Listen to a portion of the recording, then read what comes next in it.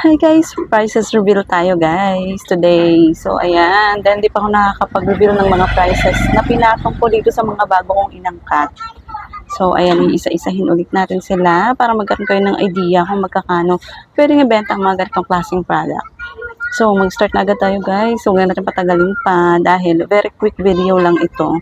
So mag-start na muna tayo dito guys sa mga pads dito sa taas. Ayun, at yun ang aking spinner guys, binibenta ko yan ng 10 pesos each. And kung sakali nga pala guys, curious kayo kung magkano ko binili yung bawat item na yan, panoorin nyo guys yung video ko kung saan nag-haul ako nito mga bago kong inangkat.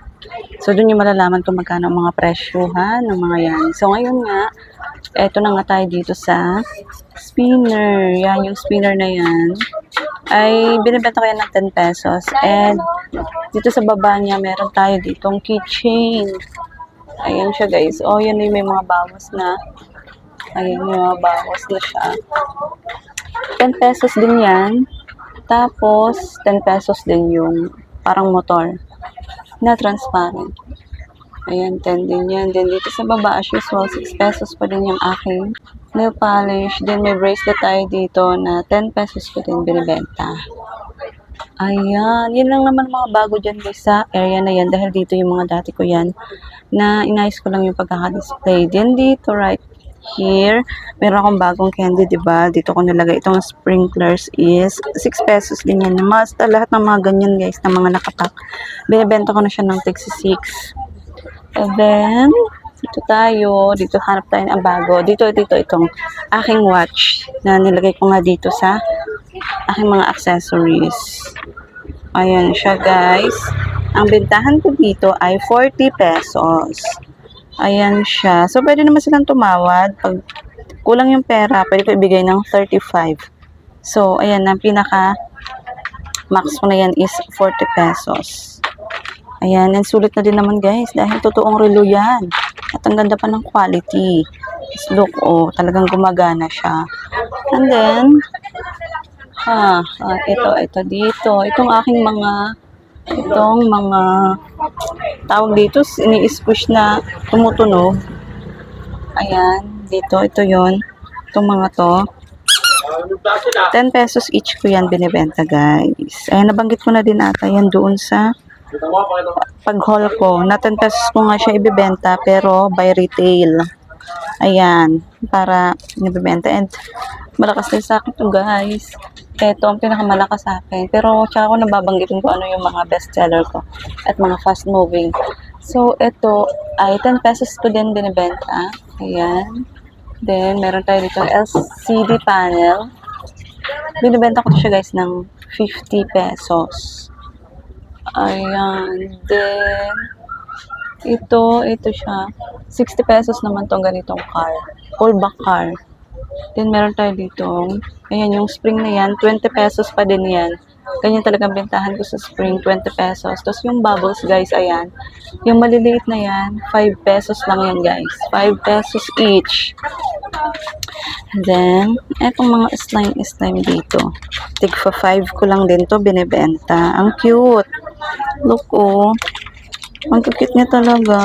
Ayan, tigpa 5 lang. Tapos, may clay tayo dito, guys. Itong aking clay naman na to ay 20 pesos.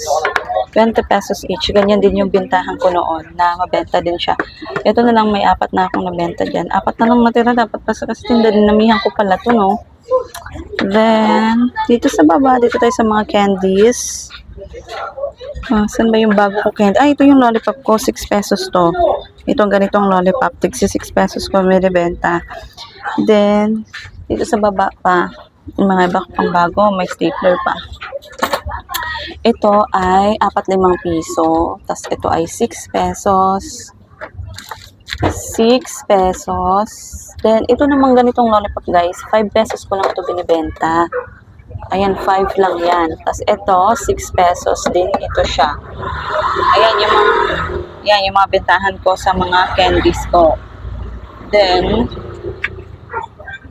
so, dito na tayo guys. Aking mga laruan na nabili ko sa mga tig-10. Ito muna. Ito guys, itong aking mga car na ganito is Binibenta ko lang to ng 15 pesos. And pullback car na din kasi yan siya, guys. Ayan. Police, 15 pesos. Ayan. Meron lang akong 5 pisong tubo niyan. Pero okay na din. Then, ito naman, itong aking mga beads, 35 pesos naman. Ang bentahan ko niyan. Then, ito dati na to, yoyo. Itong mga bags na to, ayan, nabentahan na ako nito, guys. Ito ay 40 pesos. Kasi guys, ang laman niyan ay malalaking prutas. And may sticker pa. Ang ganda ng laman niyan. Sulit na sulit yun sa 40 pesos. Sa iba, nasa 60 pataas na yan. And then, itong aking mga, as usual, ay ito yung mga bago kong bubbles. 35 pesos lang yan, guys. Ayan, 35 pesos each ko binibenta lang yan. And then, ito sa taas, andito ang aking snake. Ayun siya, guys. Ang snake ko na naka-repack. 25 ang bentahan ko niyan. 25 pesos. Tapos, ito, 35 pa din to as usual. 35 pesos. Tapos, itong aking mga motorcycle, mini motorcycle, ay 15 pesos din yun siya kagaya nito. Dahil parehas lang yun sila ng price na bili ko. And bagay lang sila sa 15 pesos. Ayan. Hindi ko sila ginagawang 20 pesos kasi hindi siya worth it sa 20 pesos. Kaya binaba ko siya ng presyo. Ginawa ko siyang 15 pesos lang. Then, eto may mga pads pa ako dito, guys. Ayan. Lahat ng pads dyan, 10 pesos yan. Itong pokers. Meron tayo ditong Uno cards. Tapos itong Rubik's Cube na maliliit. Ayan. 10 pesos yan dyan. Tapos, guys, meron akong isang product pa na hindi ko na may papakita na naka-display dito. Yung naka-display dito, guys. Yung sabi kong uso, ubos na siya. Ang bilis yung maubos. Isang pack lang yung binili ko. Hindi ko in-expect kasi yung bentahan ko nun, guys, is 25 pesos each. And naubos siya agad, guys. Hindi ko in-expect kasi, di ba nga, ganun yung presyo. Ang mabilis lang talaga mga tagsa-10, tagli-5 piso. Pero yun, nawing nawala na masyadong pera yung mga bata ngayon.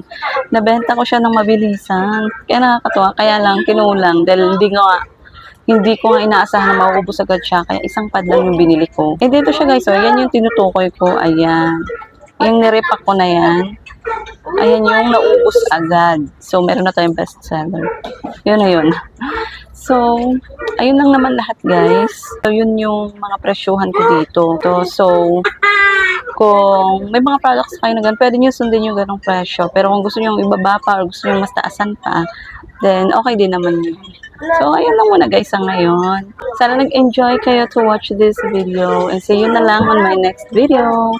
Bye-bye!